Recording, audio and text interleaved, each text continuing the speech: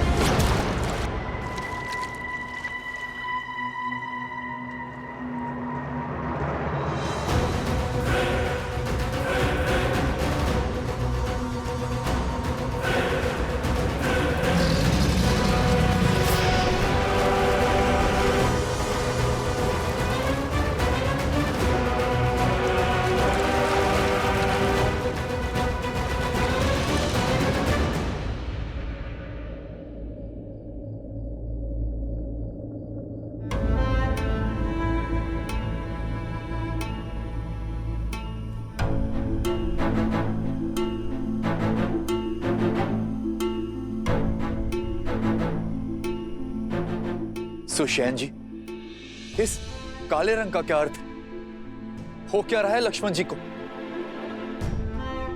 समय बीतने के साथ साथ शक्ति अस्त्र का विष इनके शरीर में घुलता जा रहा है। समस्या बहुत विकट होती जा रही है। इनके अंग धीरे धीरे कार्य करना बंद कर रहे हैं। अब तो सिर्फ आस है तो हनुमान से।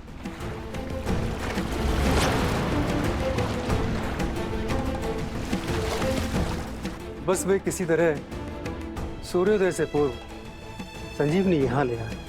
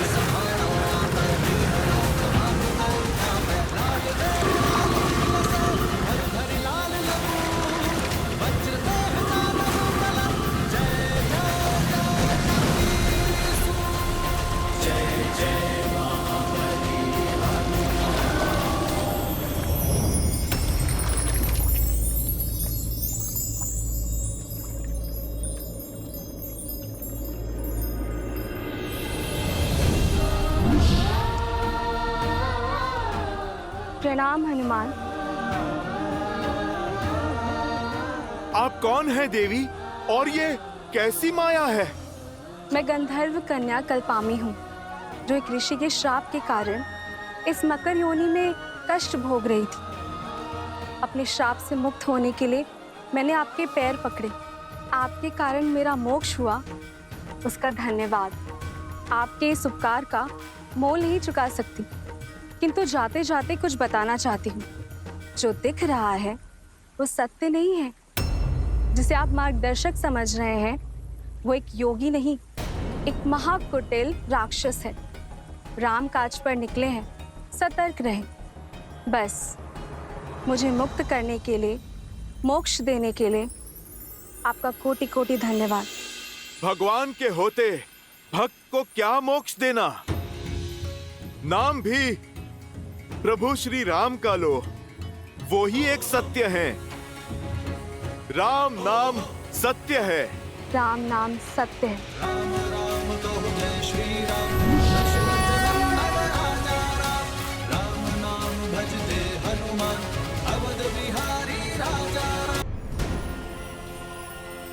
ये बच कैसे गया? अब तो कोई और जुगत लगानी होगी। राम, श्री राम, श्री राम, राम, राम।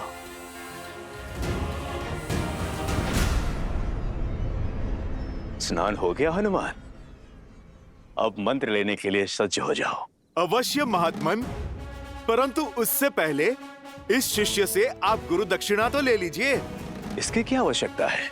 आवश्यकता तो है, बिना गुरु दक्षिणा के दीक्षा कैसे फलवित होगी?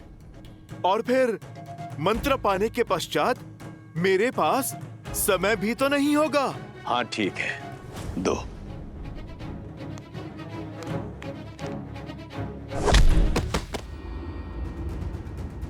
ये क्या था? गुरु दक्षिणा। तुम जैसे ढोंगी गुरुओं को ऐसी ही गुरु दक्षिणा देने की नीति है। तुम्हें क्या लगा अपने इस कपट से तुम राम भक्त को भटका दोगे, मेरे उद्देश्य को असफल करोगे? ओ, तो तुम पहचान गए हो।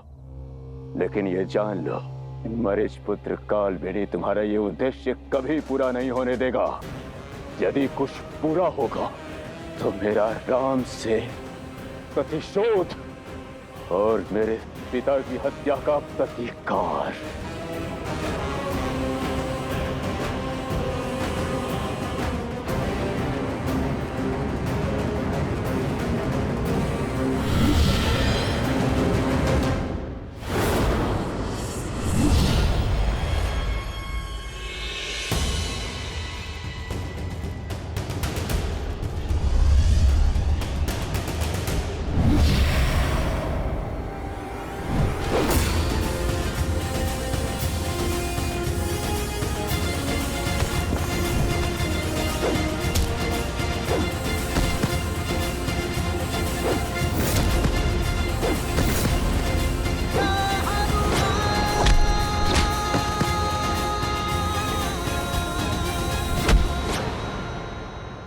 छोड़ दीजिए मुझे, छोड़ दीजिए मुझे। राम काज के आड़े आने वाले को ये राम भक्त कैसे छोड़ सकता है? तुमने मुझे भटकाने का पाप किया। प्रेम और पवित्रता का सागर प्रभु श्री राम का नाम अनंत काल तक सम्मान और सद्भाव के साथ लिया जाएगा।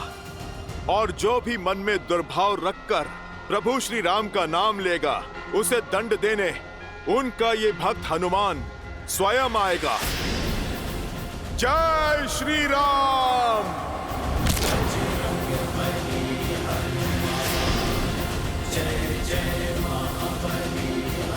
जय श्री राम।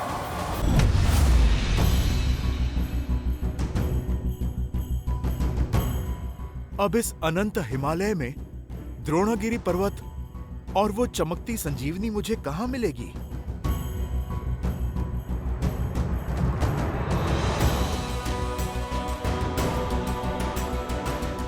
सूर्योदय में अधिक समय शेष नहीं है। कहां रह गए हनुमान?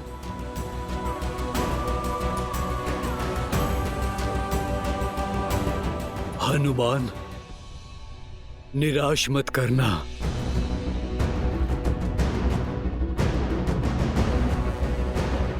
इस संकट का मोचन केवल वही कर सकते हैं। यहां तो कोई भी दिव्य जड़ी बूटी नहीं दिख रही। शीघ्र आओ हनुमान,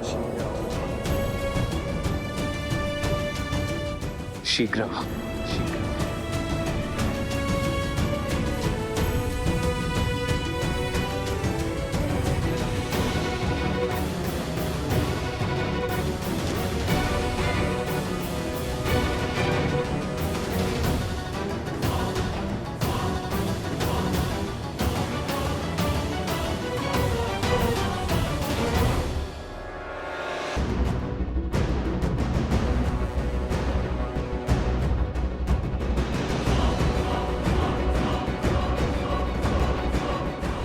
सूर्यदेव सर पर खड़े हैं और हनुमान का कोई संकेत नहीं।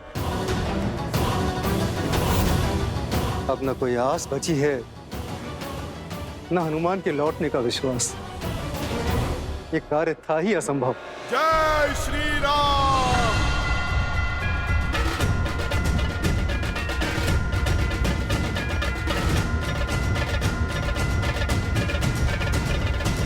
जय श्री राम।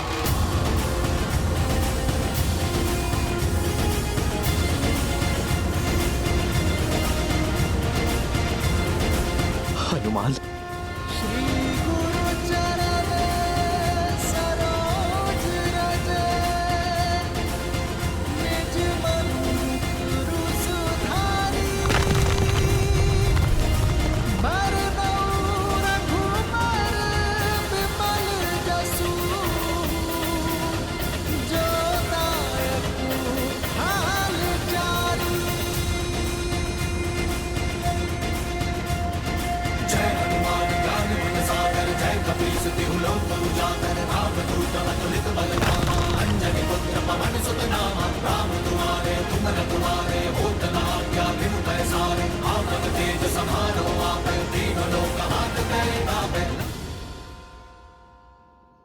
जय श्री राम।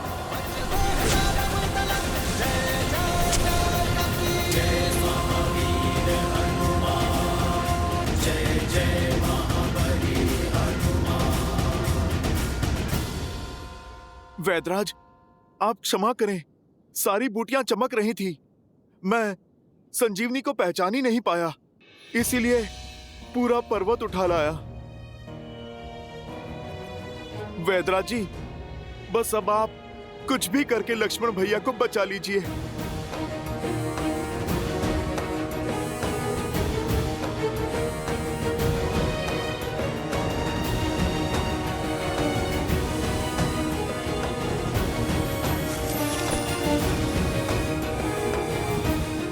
प्रभु,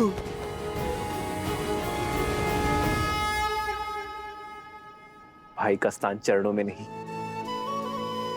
हृदय में होता है। हनुमान, लाए सजीवन लखन जियाए, श्री रघुबीर हर्षि उर लाए। हम एक कोख से नहीं जन्मे हनुमान, किंतु आज तुमने अपने कर्म से जो संबंध सिद्ध किया है वो संसार में अद्वितीय है। तुम हनुमान नहीं, राम की आस हो। हनुमान, तुम वो हो जिसके भरोसे राम सब कुछ छोड़ सकता है। तुम मेरे लिए भरत से कम नहीं हो हनुमान। जिस प्रकार भरत ने अयोध्या में मेरा कर्तव्य संभाला है, उसी प्रकार यहां मेरे कर को आधार दे रहे हो। तुम मेरे लिए लक्ष्मण, भरत और शत्रुघ्न के ही समान हो हनुमान। तुम मेरे लिए भरत ही हो हनुमान। मैं तुम्हारा ये उपकार। प्रभु, भाई उपकार नहीं करते, सहकार करते हैं। मैं तो आपका तुच्छ सा सेवक हूं, छोटा सा दास हूं। प्रभु, आपका ऋणी तो मैं हूं कि मुझे आपके इन पावन चरणों में स्थान मिला।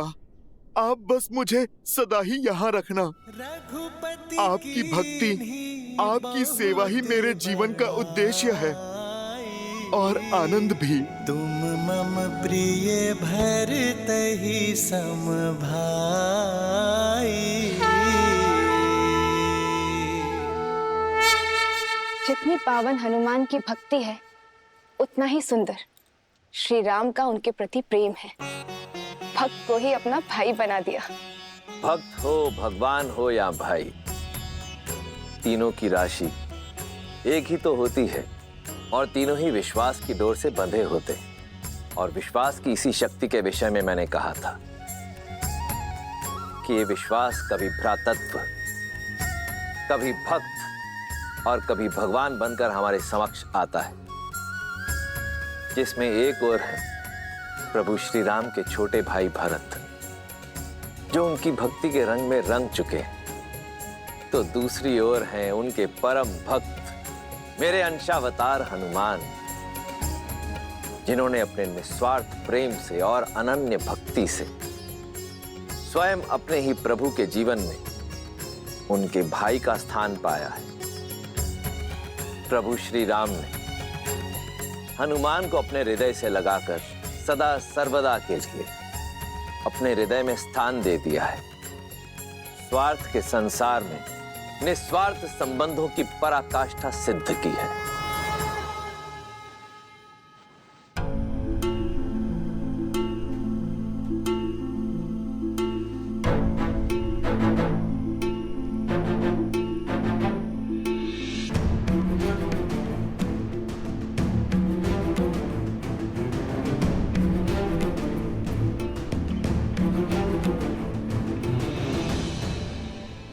मैंने तो अपना कर्म कर दिया, अब बारी संजीवनी की है। आपका कार्य अभी तक पूर्ण नहीं हुआ है वैद्यराज। जो लक्ष्मण ने मेरे लिए किया है वही सब इन वानर वीरों ने भी किया है। जो मूर्छित पड़े हैं उन्हें भी संजीवनी का उपहार दे दीजिए।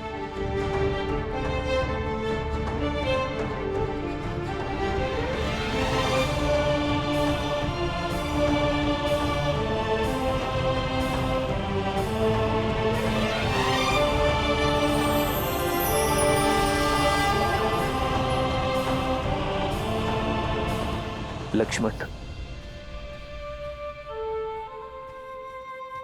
मित्र, आपकी कृपा से सारे वानर वीरों को जीवन प्राप्त हुआ, परंतु लक्ष्मण भैया का घाव तो ठीक हो गया है, लेकिन होश नहीं आ रहा है।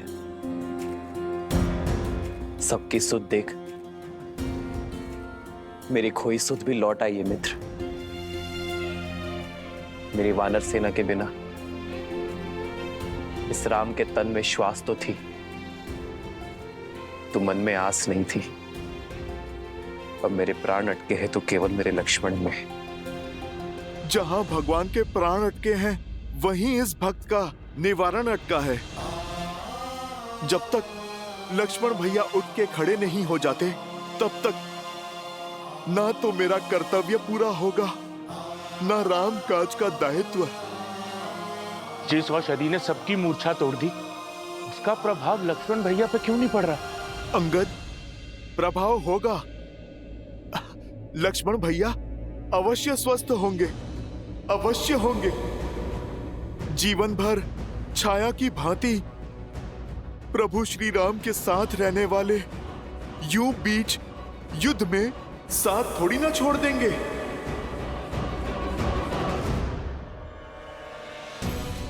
लक्ष्मण,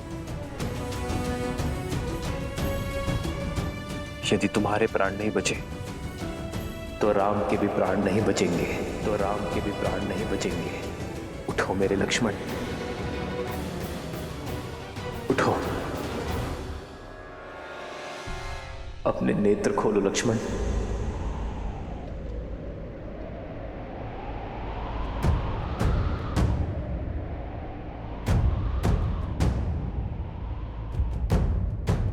लक्ष्मण,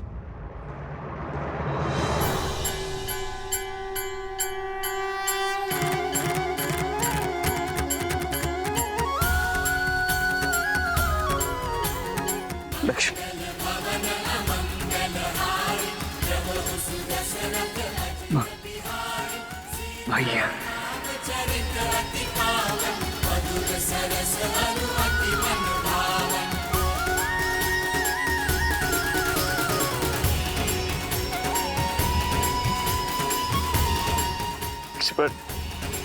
भैया, उठो मेरे भाई।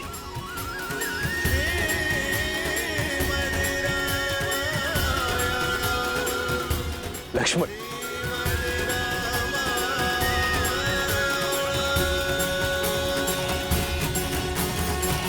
लक्ष्मण जी को चेताया था मैंने कि इंद्रजीत जिस प्रकार आपको ढूंढ रहा। राम, सामने आओ। अवश्य ही कोई महाघातक योजना लेकर आया है आपके लिए, इसीलिए आपके और इंद्रजीत के बीच में आकर लक्ष्मण जी ने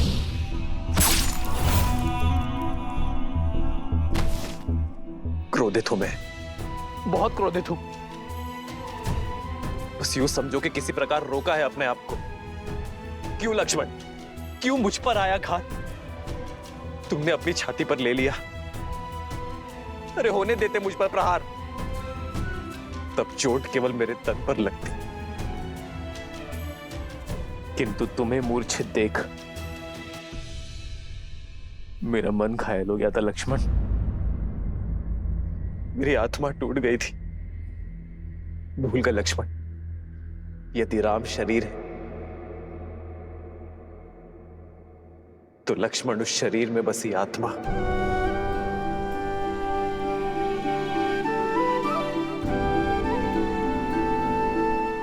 आप आहत हुए, इसके लिए मैं क्षमा प्रार्थी हूं भैया,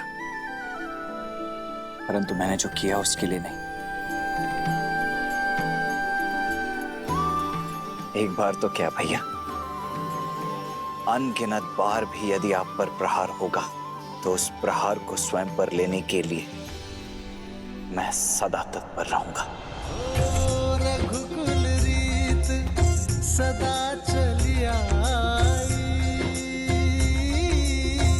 प्राण जाए पर वचन न जाए। राम सिया राम जय जय राम, राम सिया राम जय जय राम, राम सिया राम जय जय राम, राम सिया राम जय जय राम। ये मेरी इच्छा है लक्ष्मण कि अगले जन्म में तुम मेरे बड़े भाई बनकर जन्म लो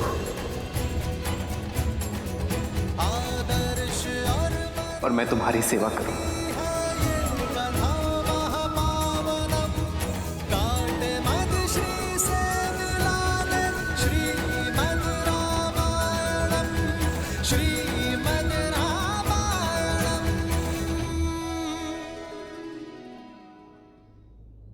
आज यदि हम एक दूसरे को आलिंगन कर पा रहे हैं तो उसका श्रेय उसे जाता है जिसने हमारे लिए हर सीमा पार की, प्रयास की, पराक्रम की और समय की भी हनुमान ने सच्चे रूप में अपनी बल और बुद्धि का परिचय दिया है। मेरे लक्ष्मण को और मेरे वानर मित्र को बचाने का श्रेय मेरे पांचवें भाई हनुमान को जाता है।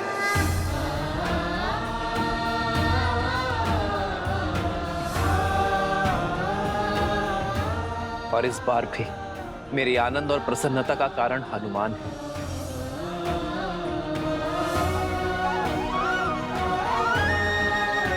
संजीवनी लाकर तुमने केवल लक्ष्मण और वानर सेना के प्राण ही नहीं बचाए हैं, बल्कि कि श्री रघुवीर के हर्ष को भी पुनः जियाया है हनुमान ने। पवन तनय संकट हरन, मंगल मूर्ति रूप। जय श्री राम। पवन सुत हनुमान की जय श्री राम। पवन सुत हनुमान की जय श्री राम। आभार महादेव। सुन रही हो त्रिजटा, मेरे श्री राम और हनुमान के जय जयकार की गूंज, उनके हर्ष की ध्वनि, वानर सेना के कुशलशील की हुंकार। सूर्य देव ने मेरे विश्वास का मान रखा, मेरी आशा को अस्त नहीं होने दी। ये प्रमाण है, श्री राम और हनुमान के प्रताप का प्रमाण, लक्ष्मण भैया की सुरक्षा का प्रमाण। इस गूंज को सुनकर मेघनाथ और रावण भी समझ जाएं कि श्री राम और हनुमान के होते हुए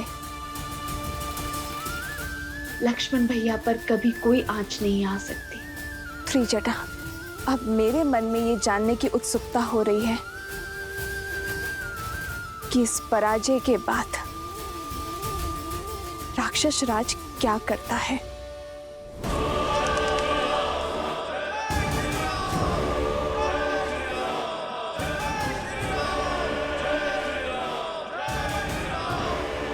कितनी बार लंका को उसी की भस्म से खड़ा करेंगे हम? हमारा हर दांव उल्टा पड़ रहा है। हमारी हर घाट का उत्तर, हर वार की काट है उस राम के पास। सारा तांडव सीता के अपहरण से आरंभ हुआ। हमें उस स्त्री को लौटा देना चाहिए या उसका अंत कर देना चाहिए। मौन! पुनः सीता का नाम मत लेना। आश्चर्य होता है मुझे तुम्हारी मूर्खता पर। यदि तुम ये सोचते हो कि यह युद्ध मेरे सीता को अपहरण करने से हुआ है, यह युद्ध नर और राक्षसों के बीच है, मान और अभिमान के बीच है। वो नर स्वयं को श्रेष्ठित करना चाहता है और इसके लिए उसे देवताओं का संरक्षण भी है और सहायता भी। वो पुनः हमें उसी नर्क में ढकेलना चाहते हैं जहां से मैंने लंका को, तुम सबको, संपूर्ण राक्षस कुल को निकाला है। आज प्रश्न लंका की संपत्ति, हमारे घरों, हमारे प्राणों का नहीं, प्रश्न है हमारे अस्तित्व का। मैं लंकेश दशानन रावण हमारी मर्यादा को क्षीण नहीं होने दूंगा। उस नर को जीतने नहीं दूंगा।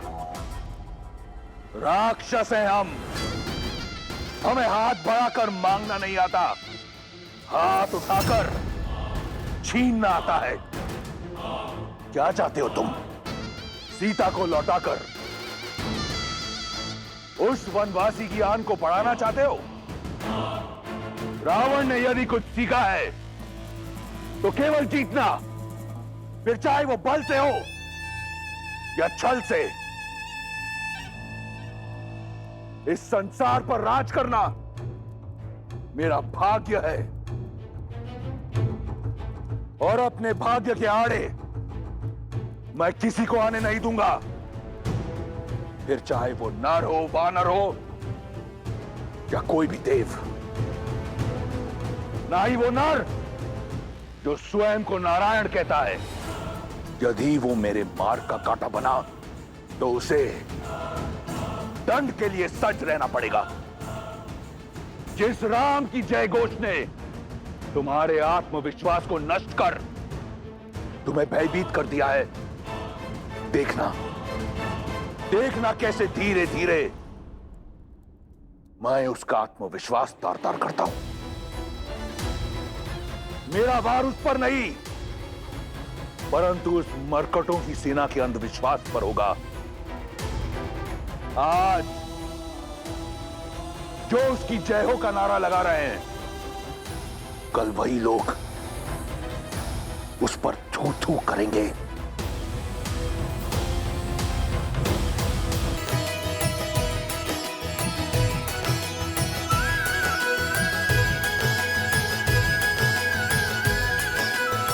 मेरे प्राण बचाने के लिए इतना बड़ा पर्वत उठा लाए हनुमान।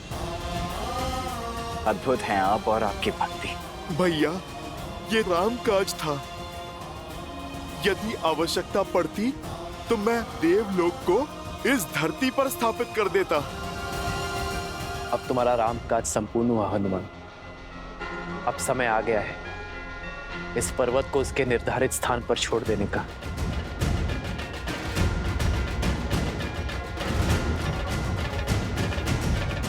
रुको हनुमान।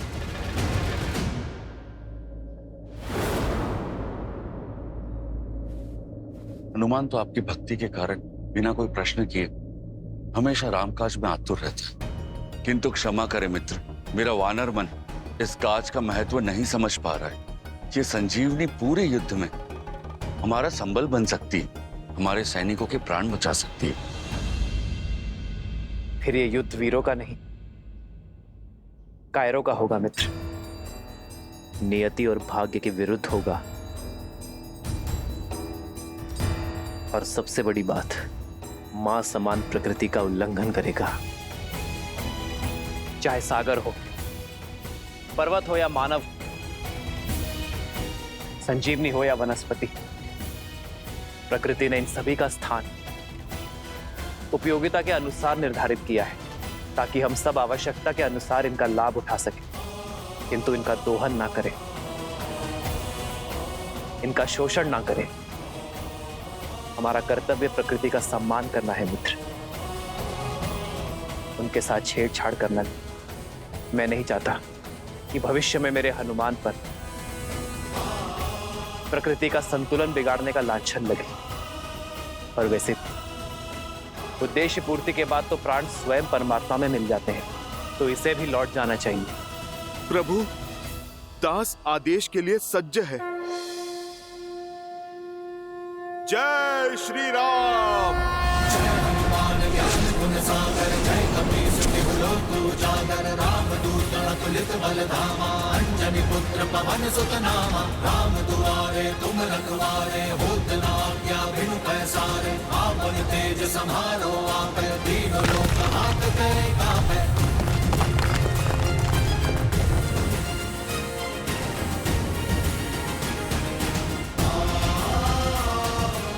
जय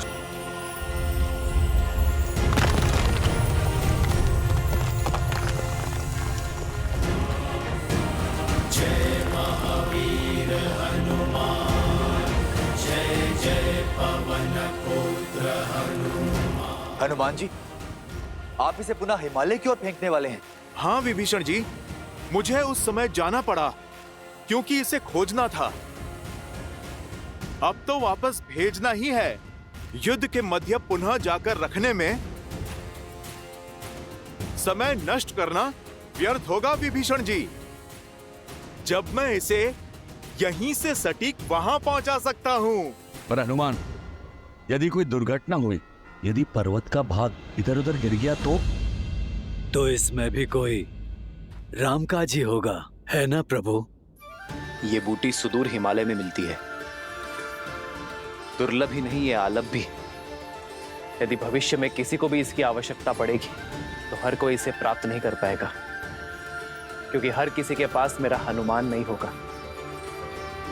यदि इसके कुछ खंड मार्ग में गिरे भी तो भी ये जन साधारण के लिए हितकारी ही होंगे, क्योंकि दक्षिण से उत्तर तक हर कोई इस बूटी का लाभ उठा पाएगा। जय श्री राम। जय हनुमान ज्ञान गुण सागर, जय कपीस तिहु लोक उजागर, राम दूत अतुलित बल धामा, अंजनी पुत्र पवन सुत नामा, राम दुआरे बिनु पैसारे, आपन तेज समारो आपै, तीनों लोक हाथ करे कापै।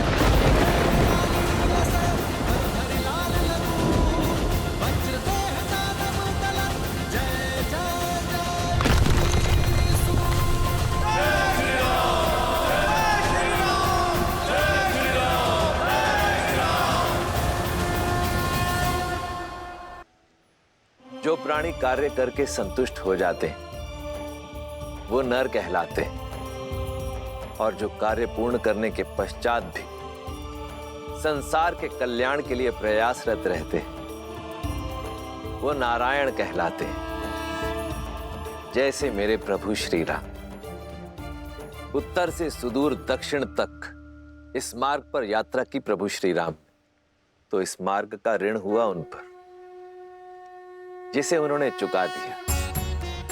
यही तो महानता होती है महापुरुषों की।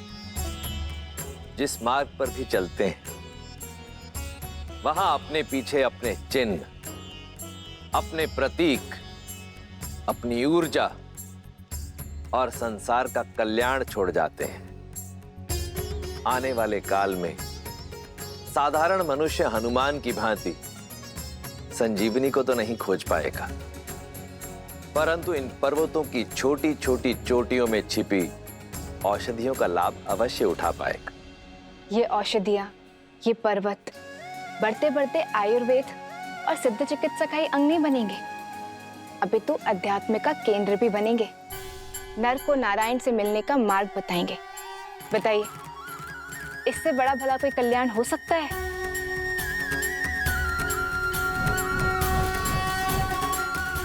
इस पर्वत ने तो नया रूप धर लिया, किंतु पर्वत से हट रखने वाले रावण के मन का कायाकल्प हो पाएगा क्या? जब कोई धर्म और नियति के विरुद्ध युद्ध लड़ता है, जब कोई प्राणी मर्यादा की सीमा तोड़ने को आतुर हो जाता है, तो उसके कर्म और परिणाम दोनों भयावह हो जाते हैं, जिसका उदाहरण है रावण के कर्म। रावण के कर्म अक्षम्य है और उनका परिणाम उसके लिए घातक सिद्ध होगा। ओम ह्रीं निकुंभले शत्रुस्तंभ्य पाद्य पाद्य पट।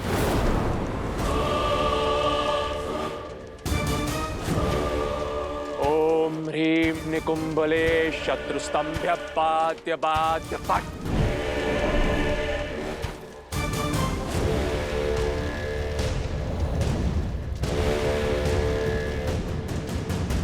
किसने मेरे यज्ञ को भंग करने का दुस्साहस किया? उसने जिसके लिए तुम ये साधना कर रहे हो। पिताश्री,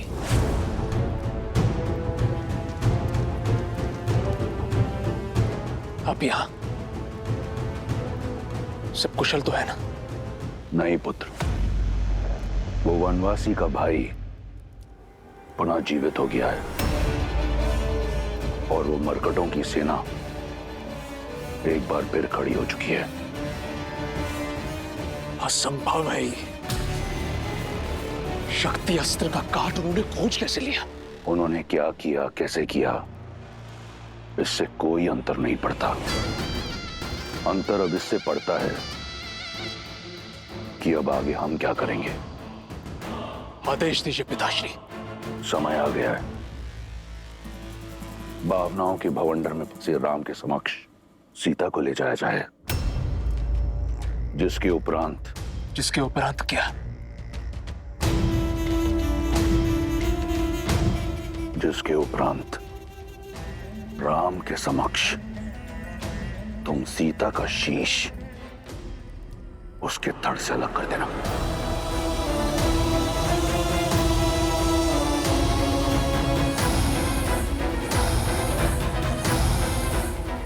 पिताश्री।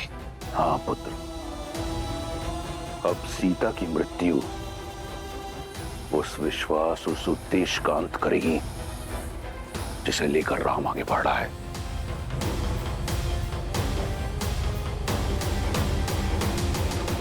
भोर से पूर्व रात्रि अधिक अंधकारमयी हो जाती है और वो अंधकारमयी रात्रि हनुमान के कारण शेष हुई।